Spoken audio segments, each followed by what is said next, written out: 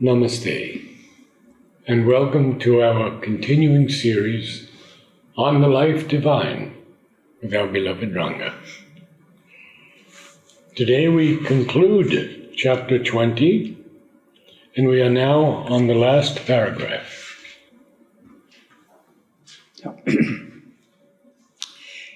We'll read the last paragraph and then briefly again discuss what he is saying about death, desire and incapacity.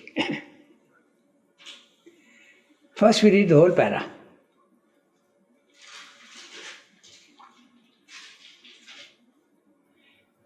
If the individualized force were the energy of a mind free from ignorance, no such limitation, no such necessity of desire would intervene.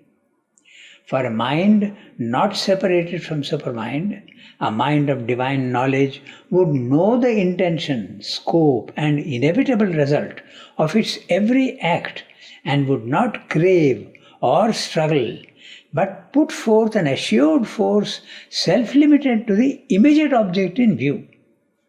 It would, even in stretching beyond the present, even in undertaking movements not intended to succeed immediately, yet not be subject to desire or limitation.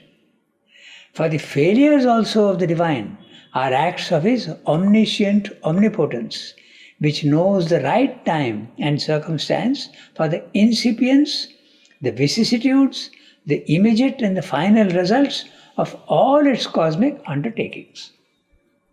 The mind of knowledge, being in unison with the divine supermind, would participate in this science and this all-determining power.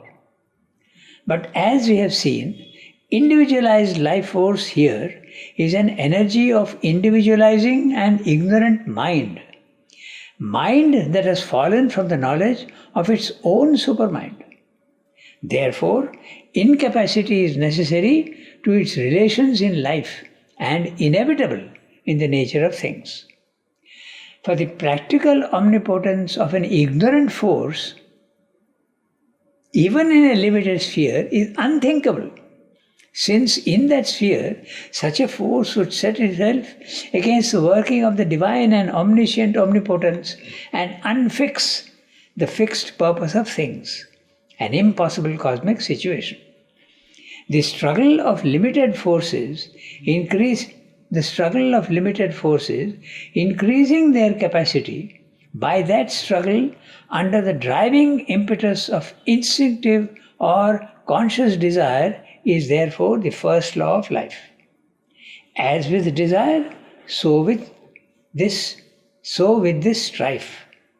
It must rise into a mutually helpful trial of strength, a conscious wrestling of brother forces in which the victor and vanquished, or rather that which influences by action from above and that which influences by retort of action from below, must equally gain and increase. And this again has eventually to become the happy shock of divine interchange, the strenuous clasp of love replacing the convulsive clasp of strife.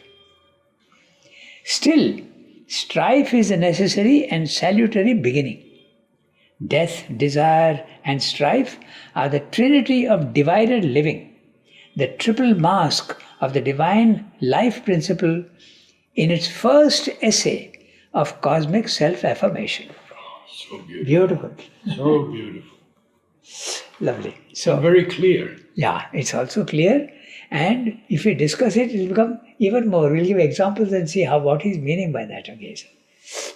And he's talking of failure. Failure is a very interesting concept in him. Okay. If the individualized force were the energy of a mind free from ignorance, no such limitation, no such necessity of desire would intervene. Because the mind would know everything and it would give the energy that is doing the work will do it perfectly and there will be no want. Only the mind of ignorance is causing the problem because it doesn't know. So, he is also explaining, for a mind not separated from supermind, a mind of divine knowledge, would know the intention, scope, and inevitable result of its every act, and would not crave or struggle, but put forth an assured force self-limited to the immediate object in view. Note interestingly, self-limited, the assured force is limiting its own force to the object in view. The work to be done, it adjusts itself to that. The force is neither too little, failure, not too much, destruction. So, very important these words. Self-limited is limiting its own. The force is limiting itself to the work on hand. To the immediate object in view. Yes, what is the object in view? How much force should I put? Then it applies that. Yesterday, Lua, you were not there, so we were discussing. I gave the example of that nail in the wall. If I use too much force, I break the wall. If I use too little force, I don't succeed. So I have to use a force. I don't know how much to use because I'm ignorant. But the divine knows exactly how much force to use without destruction or without failures. That's what he's saying. The immediate object in view. It would, even in stretching beyond the present, even in undertaking movements not intended to succeed immediately, yet not be subject to desire or limitation. This is very interesting. He is explaining again in the next sentence. For the failures also of the divine are acts of its omniscient omnipotence, which knows the right time and circumstance for the incipience, vicissitudes, the immediate and the final results of all its cosmic undertakings. So sometimes the divine purposely fails. What is the meaning of that? That's a very interesting thing. Okay. Why are they failures? A failure is nothing but a step towards the goal. See, if so many countries are shooting rockets into the sky. The first time they do, they fail. Why? Because they don't have the full knowledge. So when they do, they make a mistake and they learn from the mistake. So the failure is a step on the way. That's what Srimad is saying. Beautiful line in Savitri. His failure is not failure, yes, whom God leads. Yes. So it's not a failure, it's a step on the way. The failure is a way to get further knowledge. If the first failure is not there, you will never know what to do next. So a failure. In fact, in synthesis, he says, error is the handmaiden of truth. Yeah. They are always together. Unless there is error, how will you learn? So that's what it's meaning. It's interesting if you think about it. Just think of Sri Aurobindo so-called failure in double quotes in the ICS exam. If he had passed it, he would have been a servant under the British. Yeah. So just it was intended failure. Also there's another thing. The idea of flying in the air with heavier than air machines was there even at the time of Leonardo da Vinci. They didn't succeed. Why they didn't succeed? Because the world conditions were not ready. You did not have materials, synthetic materials. Probably they didn't have aluminum either that time. They did not know the laws of flying. So the first Orville brothers, they made an attempt. They understood their mistakes. Now they have more knowledge. Now they can do it. In that context, let us take also Mother's transformation of the body. Okay. The world conditions are not yet ready. But the work that she has done has taken it to such a level that now the next person who comes will know what to do. So it is not a failure. It's up to a point it goes and it is one step on the way. That's what Srinath is very clear. That's what he's saying also here. Nothing is a failure for the divine. It's an intended step towards the intended success. And this sentence I like so much. Yeah. If you take it would and then take out the phrase, yeah, yet not be subject to desire or limitation. Exactly. Yeah. That's right. So, it would, even in stretching beyond the present, even in undertaking movements not intended to succeed, yet not be subject to desire or limitation. Because if we fail, we will have a desire for success. But if the divine is failing, I know it's only a step on the way. Not disturbed, no desire, nothing. Okay. Then, For, there's another line in Savitri. yeah, Our failures are his steps along the way. that's right. That's exactly the same thing. Each one is a step towards the intended goal.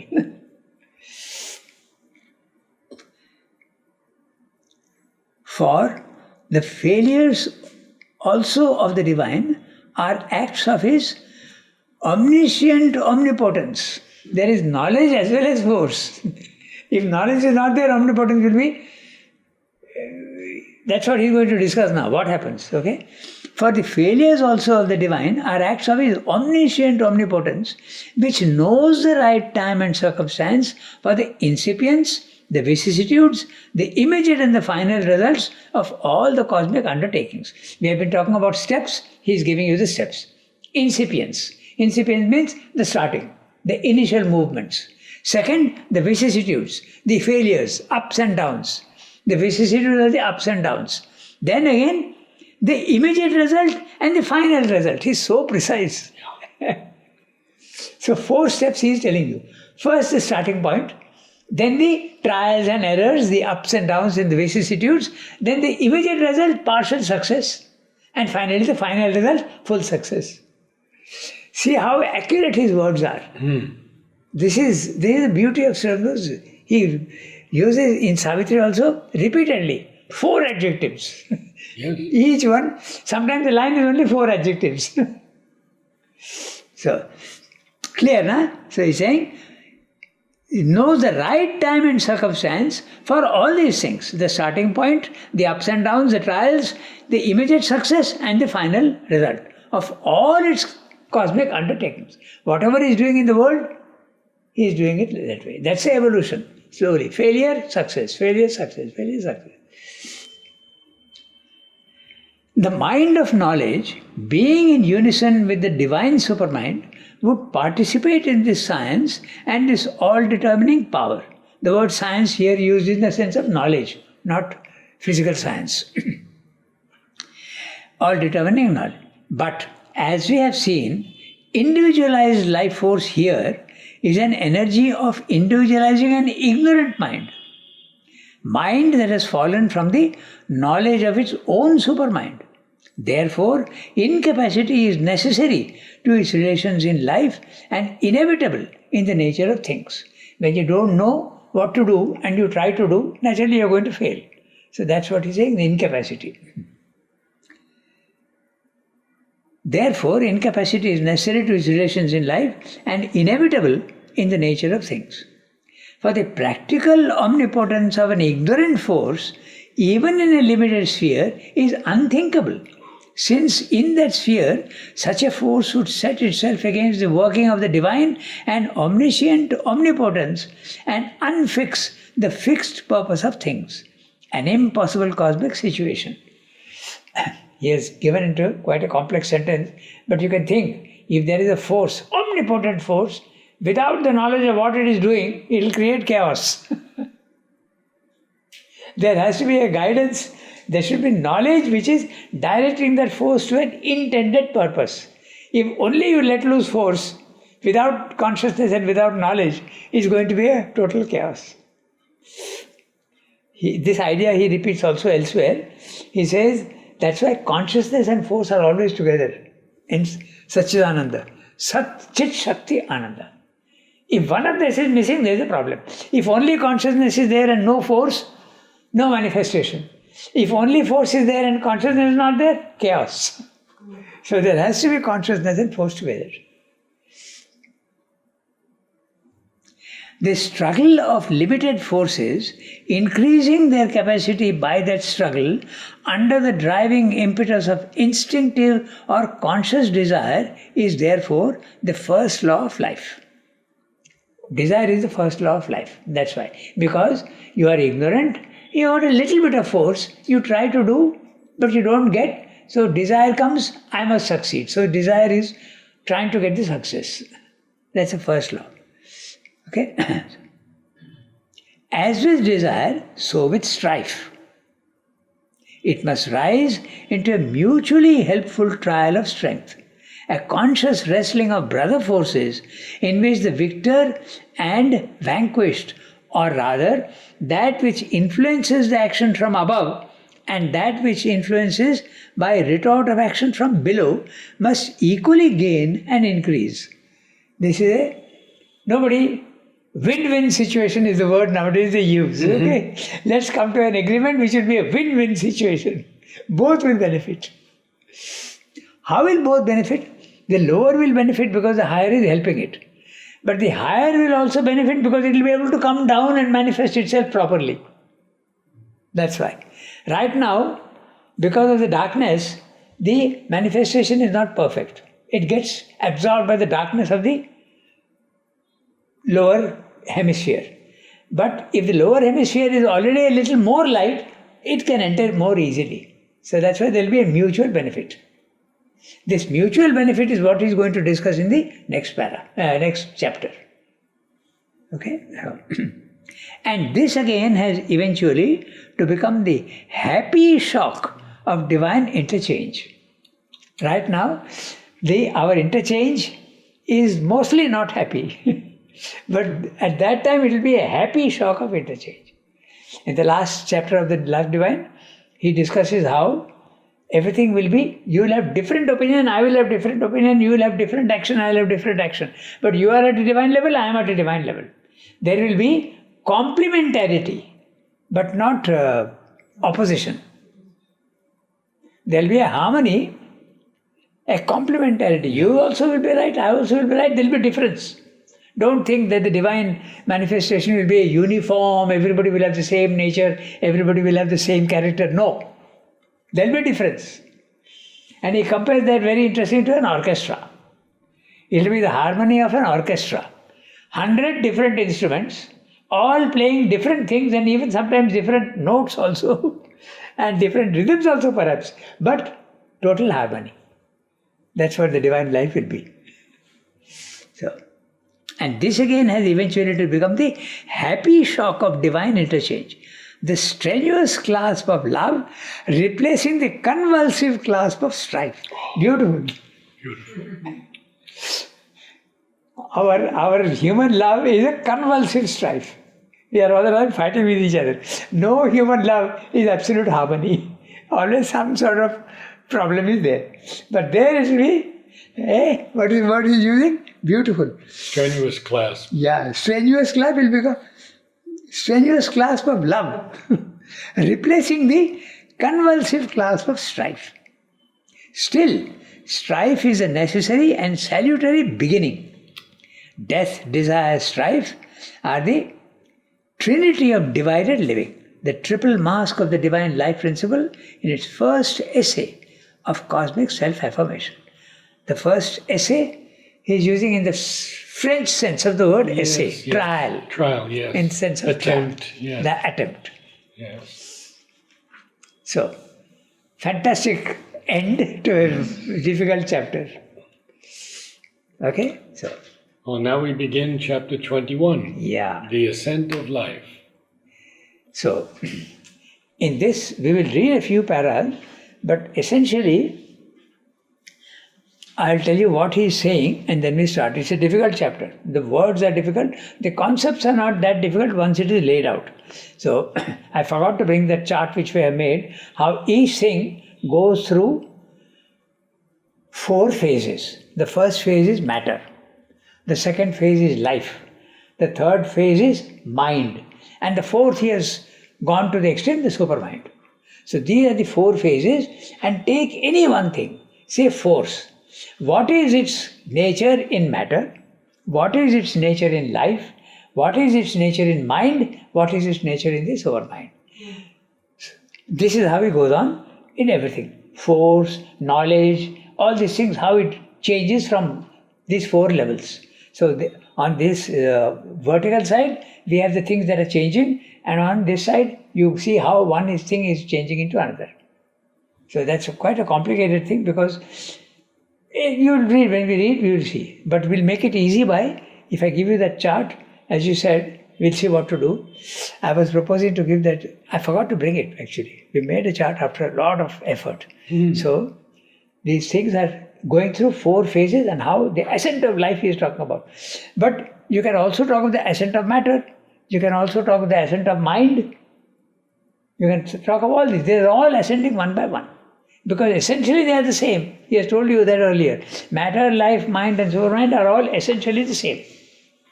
Only different forms. Like ice, water, water vapor. Same thing but taking different forms. So, we start reading. The Ascent of Life. Let the path of the word lead to the Godheads, towards the waters, by the working of the mind. O flame, thou goest to the ocean of heaven, towards the gods. Thou makest to meet together the Godheads of the plains, the waters that are in the realm of light above the sun, and the waters that abide below. So, already you can see there is a hint of what he is going to say. The waters that are in the realm of light above the sun and the waters that abide below. So the same thing, the waters here slowly are rising and going up to that level. So the ascent is already implied here. The Lord of Delight conquers the third status. He maintains and governs according to the soul of universality. According to the soul of universality. The word according is verb here. The Lord of Delight conquers the third status. He maintains and governs. It's according is not. It's not a verb. Governs according to the soul of universality. Like a hawk, a kite, he settles on the vessel and uplifts it. A finder of the light, he manifests the fourth status and cleaves to the ocean, that is the billowing of those waters. The fourth status we'll discuss after we finish this. Thrice Vishnu paced and set his step uplifted out of the primal dust. 3 steps he has paced, the guardian, the invisible, and from beyond he upholds their laws. Scan the workings of Vishnu and see whence he has manifested their laws. That is his highest space, which is seen ever by the seers, like an eye extended in heaven. That the illumined, the awakened, kindle into a blaze, even Vishnu's step supreme. So, these 3 steps of Vishnu, there is a story, but what he is describing is earth, the matter, life and mind. These are the 3 steps. The story goes like this, that there was an Asura and he was tormenting they are all symbolic stories. They were tormenting the gods. So the gods don't know what to do. They go to Vishnu and say, please help us. This Asura has to be set right. So, but this Asura had a quality. He would, so much of ego, he would grant anything to anybody. Anybody who came to him, he would grant their wish. That's a sign of the ego again. So Vishnu says, okay, I'll help you. So he becomes the Vaman avatar. He becomes a small creature. And then he goes to this Asura and says, I don't want anything from you. I only want, when I die, give me a small piece of land, which is the length of my body. 3 feet you give me, and that I'll put my body into that. That's all I ask you. I ask you for a piece of ground which is only 3 feet. The Asura says, done. You get it. Now Vishnu assumes his real form. From his Vaman avatar, he becomes vast. And he says, 3 feet, he said 3 steps, he had said. I want 3 steps. 3 steps, yes. Yeah, not the 3 feet. So then he becomes a vast, infinite, his real form. Covers the world. Matter, life, mind. Now he governs the whole thing. It is his property. This is the story. But this is what is symbolic story saying. So that's why he is using this. That which is in matter slowly evolves into life and slowly evolves into mind. And finally the 4th status, the supermind. I'd like to ask you to comment on the waters that are above the sun. Yeah. The waters, because in the Vedic image, all these 7 planes of consciousness are waters. They are called rivers. So, If you go to the actual thing, it's a substance. And the substance is one single vast extension of subtlety. So you can so talk about it as an ocean, or they talk about it as a river. So the waters is referring to the substance of that plane. That's what so we shouldn't think of it as a water, but it's talking of the substance of that plane. And the substance of the plane below is matter, and there it is subtle ether. So the connection has to come. That's what he's saying. Okay? Then he's talking of the fourth stratus. That is also very clear. In our Indian philosophy, we have 4 states. You have the gross world, you have the subtle world, you have the causal world, that which is cause of all these worlds. And above that is the 4th unmanifested world. So you have the Sthula, Sukshma, Karana and Turiya, the 4th. You can talk of them as gross world, subtle world, causal world and the unmanifest. So these are it encompasses the whole range, right from the top to the bottom.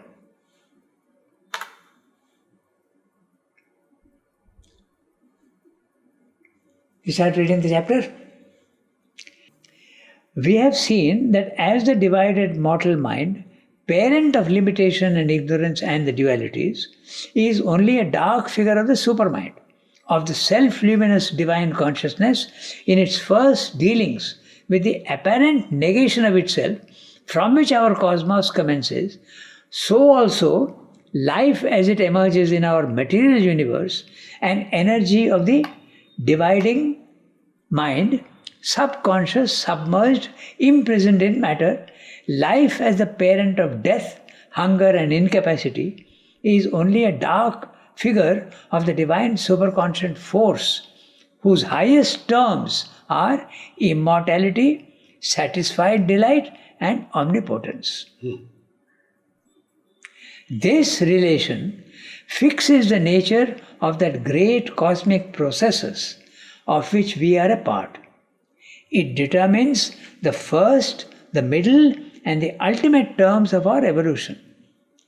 The first terms of life are division, a force-driven subconscious will, apparent not as will but as dumb urge of physical energy, and the impotence of an inert subjection to the mechanical forces that govern the interchange between the form and its environment.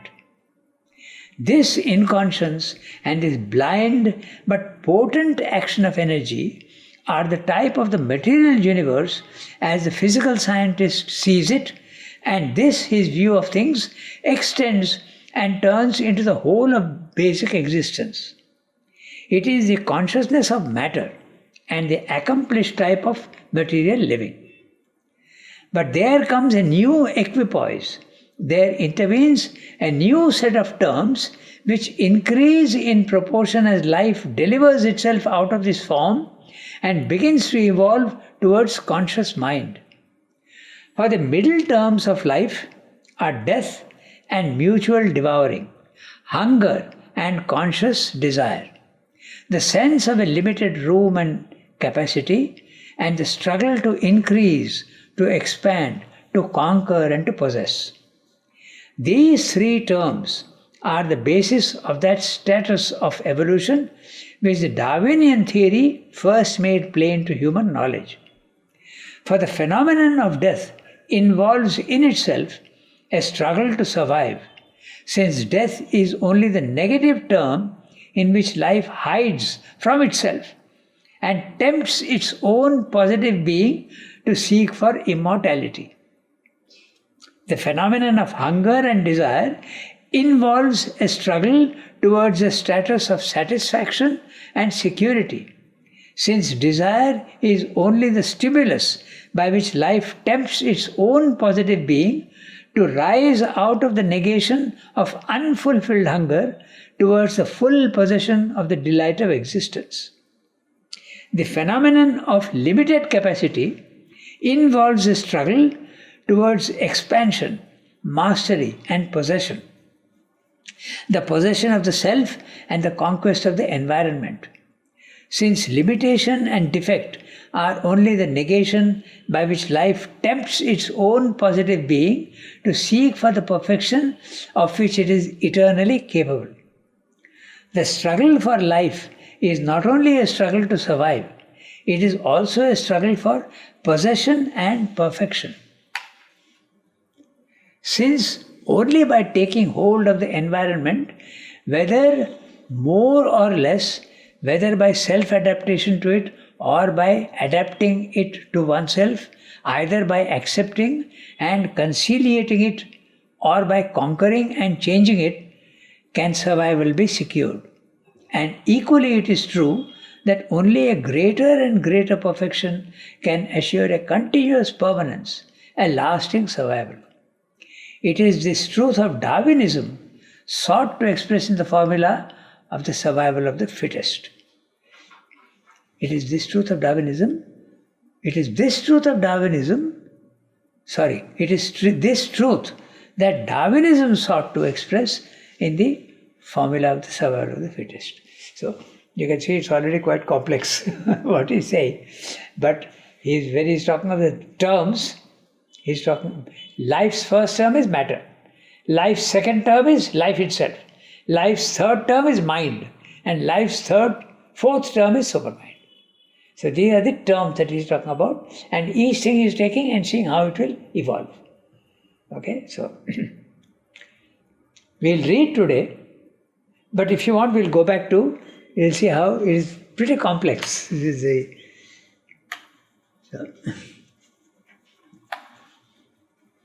the whole thing is one para, per and a half page, one para. Anyway, we'll go sentence by sentence, but next time it will be easier because we'll bring that chart and something visual, you'll immediately understand. Otherwise, it is spread over 20 pages, it's difficult to. When you come to the 15th page, you've already forgotten what you said in the first page. So, when we see it in a shortened form, it's easier to understand. So, first he is establishing the connection between mind and supermind, life and conscious force. That much he is doing. We have seen that as the divided mortal mind, our human mind, parent of limitation and ignorance, and the dualities. So, its function is to limit, its function is to create ignorance and the dualities. The dualities also is very important. When it is creating infinitely, it creates infinitely. So, it creates also opposites. So, in the physical world, everything that you see, there is an opposite to it. Equally valid. That's the whole point, the duality. If there is hot, there is cold. If there is truth, there is falsehood. Both are real, both are existing. If there is generosity, there is miserliness. So everything, these are the dualities. Nietzsche has a very interesting, book, Beyond Good and Evil. So if there is good, there is also evil. They are of the same vibrational quality. We feel that good is good and evil is bad. No, spiritually that's not true. It is true only at our level. But when you go to the self, you see that vibrationally they are the same. You will see Mother's text also, she goes on saying the same thing again and again. There is no difference between the two. Vibrationally. Okay, essentially the same. He has an MCAP for mind. Yes. So, because it is the overmind that starts the division, therefore.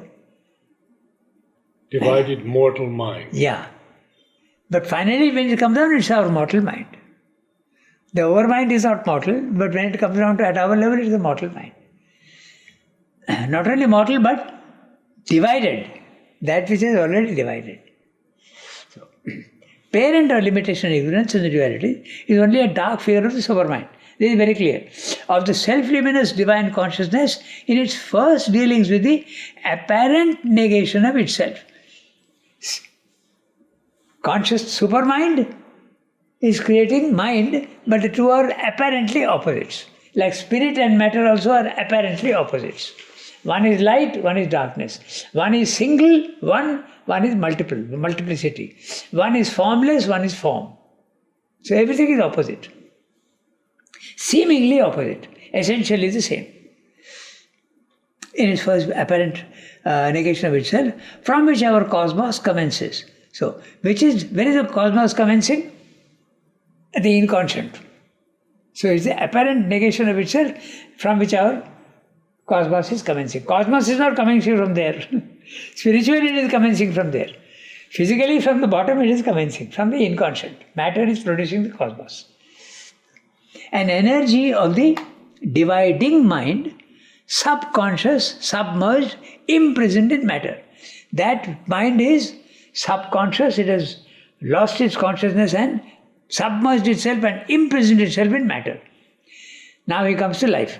Life as the parent of death, hunger and incapacity is only a dark figure of the divine superconscious force, Chit Shakti, whose highest terms are immortality, satisfied delight and omnipotence.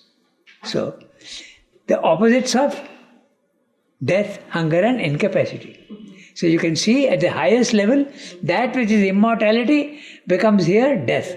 That which is satisfied delight. Interesting word. Yeah. Satisfied delight. Satisfied delight is here becoming Hunger. I've lost the hunger, that's right.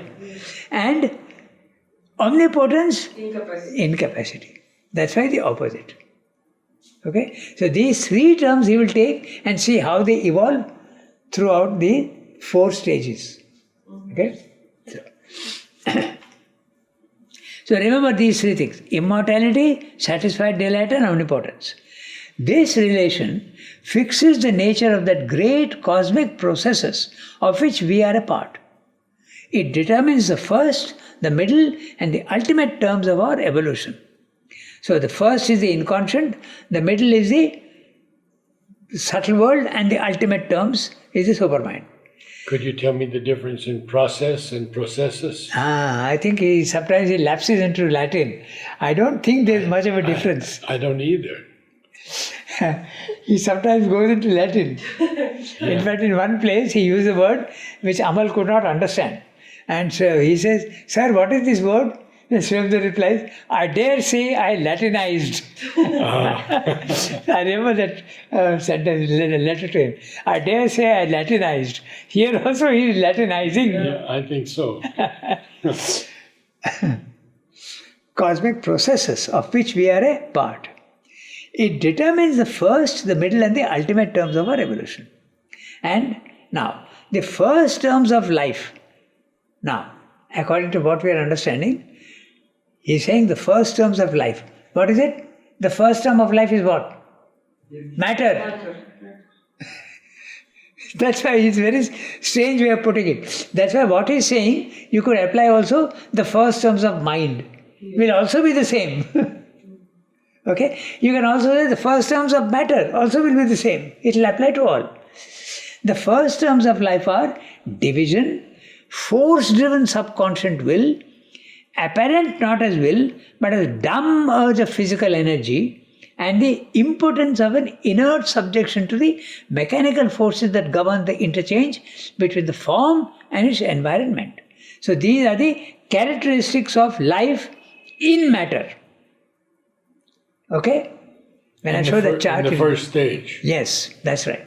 But it is life as matter exhibits these qualities. And what are those qualities? Exactly this.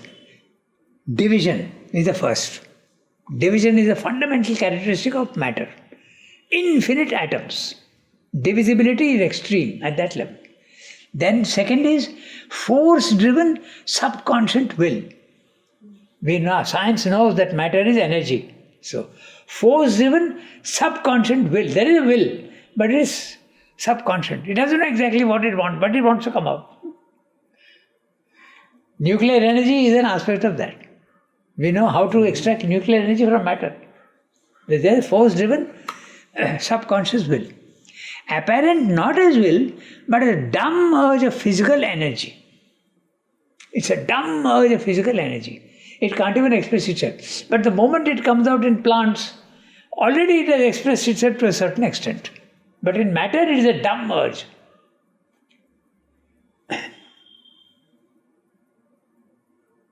and the and the impotence of an inert subjection to the mechanical forces that govern the interchange between the form and its environment. So, at the level of matter, consciousness and force are there. Force is dominating in matter, consciousness is dominated by force. Purusha is sleeping. Purusha is not allowed to wake up. Prakriti is forcing itself on Purusha and making it sleep. That's why it is dumb energy. At the higher level, as you go up into the self, Purusha wakes up and does not allow Prakriti to act. So it's exactly the opposite. So as you keep coming higher and higher, Purusha starts waking up, starts controlling Prakriti, and at the highest level, in the middle, when you are in the self, Prakriti becomes inert, it does not move at all. That's why there is no movement at all in the self, and Purusha is fully conscious. But until that moment, in Savitri, for example, he gives his breast for her dance. That's right. That's a general principle. Yeah, he allows himself to be dominated by her. Yes. He gives himself and says, okay, I am willing to be your prisoner. That's the thing. But at the highest level, these two, which seem to be always at loggerheads with each other, Purusha and Prakriti, at the highest level they become one. Chit Shakti becomes one. And that's at the supramental level, or if you want in our Indian philosophy, they call it the Purushotama. The Purushotama consciousness is one that is, all the opposites are merged there in that highest consciousness. Personality, impersonality, form, formlessness, everything, consciousness, force, they all become one. Merge there and become one. Yes. Yes. That's right. So, note these things. The first terms of life, that is in matter, the characteristics of matter are division, force-driven subconscious will, apparent not as will, but as dumb urge of physical energy, and the impotence of an inert subjection to the mechanical forces that govern the interchange between the form and its environment. Consciousness is there in matter, but it is completely overpowered by the physical energy, mechanical forces. Okay? This inconscience and this blind but potent action of energy, note that, the inconscience and the blind but potent action of energy are the type of the material universe as the physical scientist sees it, and this, his view of things, extends and turns into the whole of basic existence. It is the consciousness of matter and the accomplished type of material living. This scientist sees matter and thinks that the law that operates there is operating everywhere. So he extends his idea to life and mind. In fact, science says life and mind are nothing but chemical reactions of matter. So that's what Swami is saying. He makes a mistake and thinks that everything is matter in different forms. Actually, it's a different principle that comes in that he is not aware of. Now science is waking up to that. Mm-hmm. Science has now understood that there can be consciousness without matter. They're saying that there is a consciousness. Yes, an independent consciousness. Yes. Earlier they used to think that wherever there is life only there is consciousness. Even now they are thinking like that. But now slowly, particularly that NDE, near-death experience, those who go out of their body, the body is not determining them, but they are fully conscious, they come back and tell their experiences. And there are simply too many examples to disregard. Yes, exactly. Too many examples. In fact, Raymond Moody has 200 cases. He has just life after life. Yes, life after life, life after death. He has written many books. And he is not the only one. There are others also who have done that. So, although you can't prove it, too many cases are there to ignore. That's the whole point. Now, so he has talked the first terms of life is matter, and there he has given these three things. There is the division, force-driven subconscious will, and finally there is the dumb urge of physical energy. In that chart we have put down these things and see how these slowly change over the different states. Okay. Now, but there comes a new equipoise. That's life. From matter comes life. That's a new equipoise. There intervenes a new set of terms which increase in proportion as life delivers out of this form and begins to evolve towards conscious mind. So, this sentence, let's look carefully and see what he's saying. But there comes a new equipoise. He has talked of matter. The first term of life is matter. Now the new equipoise is life itself. Okay? And that life is, there intervenes a new set of terms which increase in proportion as life delivers out of itself, out of this form. Form is matter. And increase in proportion as life delivers out of itself this form and begins to evolve towards conscious mind. Conscious mind will be the third term. So now, for the middle terms is life itself. So in life, middle terms of life are death, mutual devouring, hunger and conscious desire. These are the things you will see how they go on changing. Okay? First death, then mutual devouring, hunger and conscious desire. The sense of a limited room and capacity and the struggle to increase, to expand, to conquer and to possess. These are the characteristics of life. It wants to increase always. It wants to expand, to conquer and to possess. These three terms are the basis of that status of evolution which the Darwinian theory first made plain to human knowledge. Matter, life and mind. So matter, from matter life has come out, in the first as plants, then as animals and then man.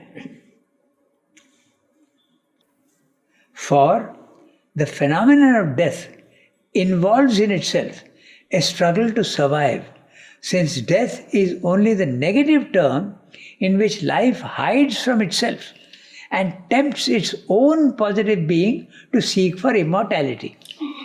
This we discussed, that life in a limited form wants to experience the unlimited experience. It wants to enjoy infinitely, but life can't do that, so life changes form. So death is a process of life. He has explained that earlier in the previous chapter. Death is a chance given to life to start a new experience. That's what he's saying. In one life, you can only experience a certain limited amount of experience.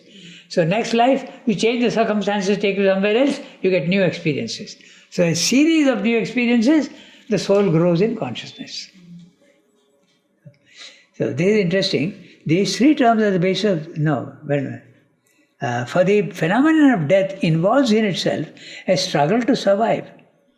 Since death is only the negative term in which life hides from itself and tempts its own positive being to seek for immortality. The positive being of life is wanting to live and wanting to enjoy. That's a positive aspect of life. Okay, so. And tempts its own positive being to seek for immortality. Now he comes to hunger. First he has dealt with death. Now he is dealing with hunger. The phenomenon of hunger and desire involves a struggle towards a status of satisfaction and security, since desire is only the stimulus by which life tempts its own positive being to rise out of the negation of unfulfilled hunger towards the full possession of the delight of existence. So, desire is wanting to get the full satisfaction, but unable to do that. In mind, the satisfaction is little more, in supermind it is full. So this is the progress that he will chart. For death, he will chart it for hunger, and he will chart it also for incapacity. That's it. So this being positive being. Positive being. That's right. They are all going towards the positivity. They seem to be the opposite.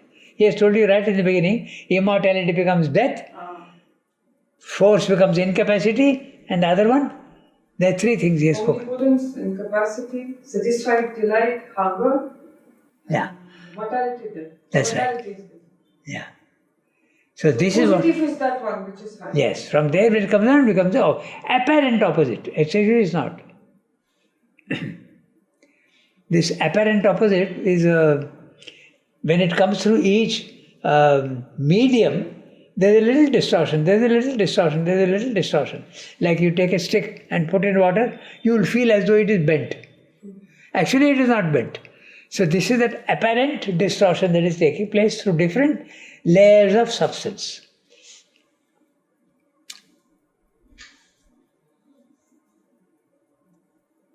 Yeah. The phenomenon, now he is coming to, so he has dealt with death and hunger, now he comes to capacity. The phenomenon of limited capacity involves a struggle towards expansion, mastery, possession. The possession of the self and the conquest of the environment.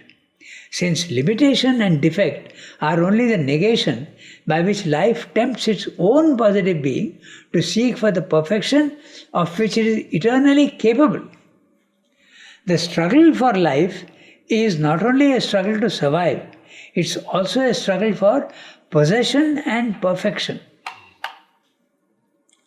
Since only by taking hold of the environment, whether more or less, whether by self-adaptation to it or by adapting it to oneself, either by accepting and conciliating it or by conquering and changing it, can survival be secured. And equally is it true that only a greater and greater perfection can assure a continuous permanence and lasting survival. It is this truth that Darwinism sought to express in the formula of the survival of the fittest. So, Darwin has only grasped one aspect of reality, not fully. That's what he's saying.